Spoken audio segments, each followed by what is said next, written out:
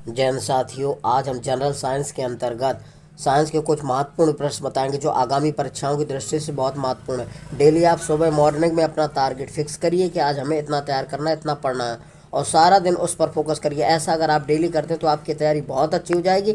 यकीन मानिए, आप हर एग्जाम फाइट करने लगेंगे। इसीलिए हम कहते हैं कर दिखाओ कुछ ऐसा कि सब करना चाहें आप जैसा। जब तक आपका लक्ष्य नहीं मिल जाता तब तक आप अपने सिर्फ लक्ष्य पर फोकस करिए, अपने लक्ष्य पर डटे रहिए, खड़े रहिए, अड़े रहिए और अटल रहिए एक वृक्ष की तरह। ठीक है दोस्तों, अब देखिए पहला प्रश्न। किस वृक्ष को क्रिसमस वृक्ष के नाम से जाना जाता है? किस वृक्ष को क्रिसमस वृक्ष के नाम से जाना जाता है? तो जिम्नोस्पर्म को, ध्यान रखना, जिम्नोस्पर्म को क्रिसमस वृक्ष के नाम से जाना जाता है। तो दूसरा विकल्प सही हो जाएगा। क्रिसमस क्रिसमस वृक्ष के नाम से किसको जाना जाता है? तो जिम्नोस्पर्म को जाना जाता है। अगला प्रश्न है, जिम्नोस्पर्म का मेवा किसे कहा जाता है? जिम्नोस्पर्म का मेवा किसे कहा जाता है? तो चिलगोजा को जिम्नोस्पर्म का मेवा कहा जाता है। चिलगोजा को जिम्नोस्पर्म का मेवा कहा जाता है। चिलगोजा को, ध्यान रखना, जिम्नोस्पर्म का मेवा कहा जाता है। ये कई बार पूछा गया है, तो पहला विकल्प सही हो जाएगा। अगला है, सबसे बड़ा आवृतबीजी पादप कौन है? सबसे बड़ा आवृतबीजी पादप कौन है? तो यूकेलिप्टस है, ध्यान रखना। सबसे बड़ा आवृतबीजी पादप कौन है? यूकेलिप्टस।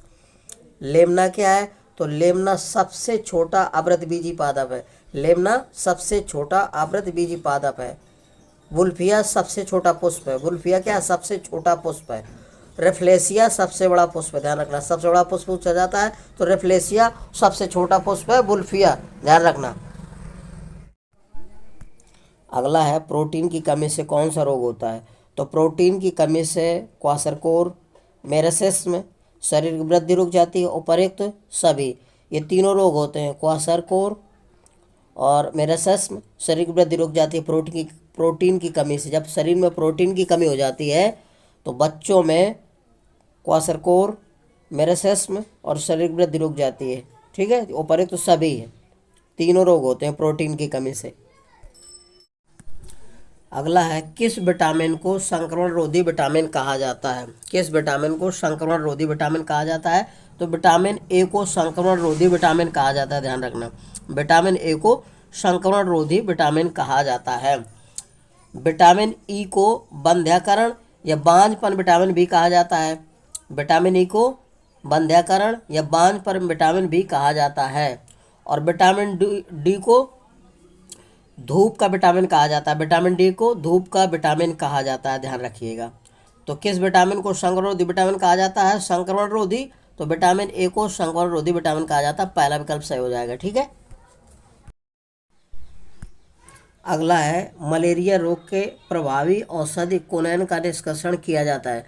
मलेरिया रोग के प्रभावी औषधि कुनैन का निष्कर्षण किया जाता है किससे? तो ये कुनैन जो मलेरिया की बहुत अच्छी दवा होती है, ये सिनकोना की छाल से प्राप्त होती है।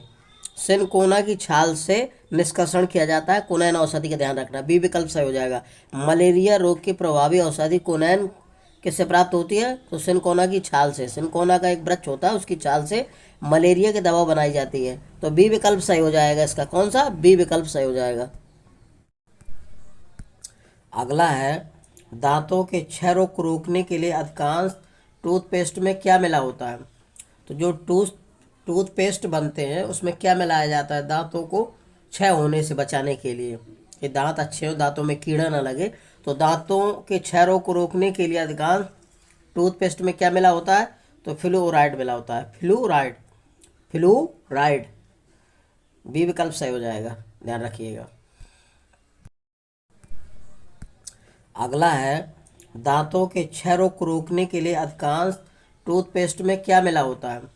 तो जो टूथपेस्ट बनते हैं उसमें क्या मिलाया जाता है दांतों को क्षय होने से बचाने के लिए, कि दांत अच्छे हो, दांतों में कीड़ा ना लगे? तो दांतों के क्षय रोग को रोकने के लिए अधिकांश टूथपेस्ट में क्या मिला होता है? तो फ्लूराइड मिला होता है। Fluoride, fluoride. बी विकल्प सही हो जाएगा, ध्यान रखिएगा। अगला है, ओंकोजीन संबंधित है। तो ओंकोजीन किससे संबंधित है? तो बताइए, ओंकोजीन किससे संबंधित है?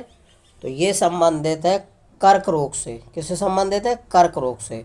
ओंकोजिन संबंधित है कर्क रोग से। ठीक है, तीसरा विकल्प सही हो जाएगा। ओंकोजिन किससे संबंधित है? कर्क रोग से। तीसरा विकल्प सही हो जाएगा। अगला है, भारत में मिशन इंद्रधनुष अभियान का संबंध किससे है? भारत में मिशन इंद्रधनुष अभियान का संबंध किससे है? तो ये बच्चों के टीकाकरण से संबंधित है। बच्चों के टीकाकरण से संबंधित है। मिशन इंद्रधनुष में 7 बीमारियों का टीकाकरण संबंधित है। तो बच्चों के टीकाकरण से संबंधित है। ये सी विकल्प सही हो जाएगा। ठीक है, ध्यान रखिएगा। अगला है, ओरिजिन ऑफ स्पीच किसकी पुस्तक है? तो ये चार्ल्स डार्विन की है। ओरिजिन ऑफ स्पीच किसकी पुस्तक है? चार्ल्स डार्विन की। ओरिजिन ऑफ स्पीच किसकी पुस्तक है? चार्ल्स डार्विन की। पहला विकल्प सही हो जाएगा। ठीक है, ध्यान रखिएगा। अगला है, उत्परिवर्तनवाद का प्रतिपादन किसने किया था? उत्परिवर्तनवाद का प्रतिपादन किसने किया था? तो डिब्रीज ने किया था। चौथा विकल्प सही हो जाएगा। उत्परिवर्तनवाद का प्रतिपादन किसने किया था? डिब्रीज ने। चौथा विकल्प सही हो जाएगा। अगला है, दूध को मथने पर क्रीम अलग हो जाती है, इसका क्या कारण है? गुरुत्व बल के कारण, अपकेंद्र बल के कारण, अपकेंद्र बल के कारण, घर्षण बल के कारण। तो दूध को मथने पर क्रीम अलग हो जाती है अपकेंद्र बल के कारण। ध्यान रखना, दूध से क्रीम निकालने वाली मशीन है वो अपकेंद्र बल के सिद्धांत पर कार्य करती है। तो दूध को मथने पर क्रीम अलग हो जाती है, इसका कारण क्या है? अपकेंद्र बल। सी विकल्प सही हो जाएगा। ध्यान रखिएगा।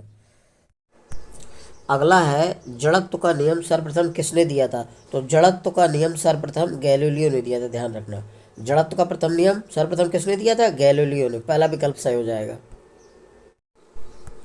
अगला है, विद्युत ऊर्जा में यांत्रिक ऊर्जा किस रूप में रूपांतरित होती है? तो जो विद्युत मोटर होता है विद्युत ऊर्जा को यांत्रिक ऊर्जा में बदलता है। तो कौन सा विकल्प सही हो जाएगा? बी। विद्युत मोटर, हमेशा ध्यान रखना, जो विद्युत ऊर्जा होती है उसको यांत्रिक ऊर्जा में बदलता है तभी मोटर कार्य करता है। ठीक है, तो बी विकल्प सही हो जाएगा।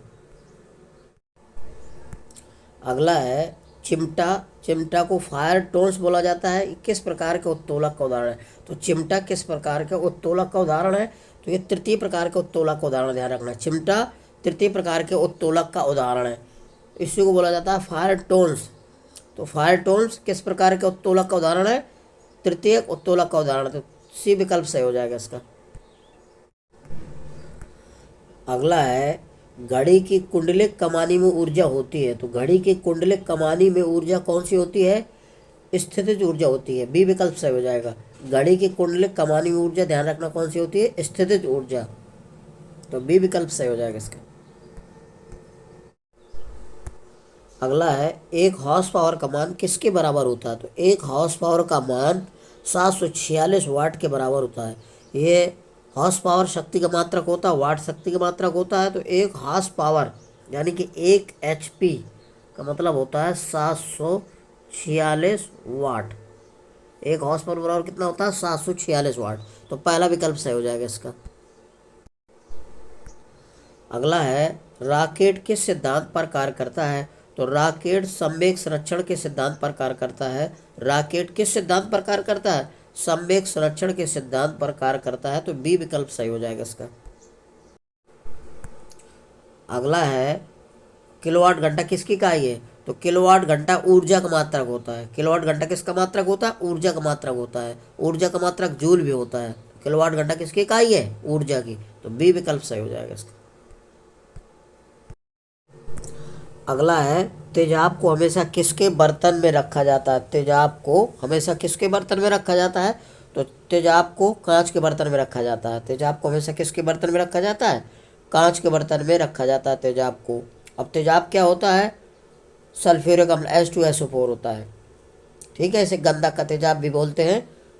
तो तेजाब को हमेशा किसके बर्तन में रखा जाता है? कांच। बी विकल्प सही हो जाएगा इसका। अगला है, 25 सेल्सियस पर उदासीन विलयन का pH मान कितना होता है? 25 सेल्सियस पर उदासीन विलयन का pH मान कितना होता है? तो 7 होता है। उदासीन, ध्यान रखना, उदासीन विलयन का pH मान कितना होता है? 7 होता है। अगर ये अम्लीय पूछता, अम्लीय, तो ये 7 से क्या होता है? कम।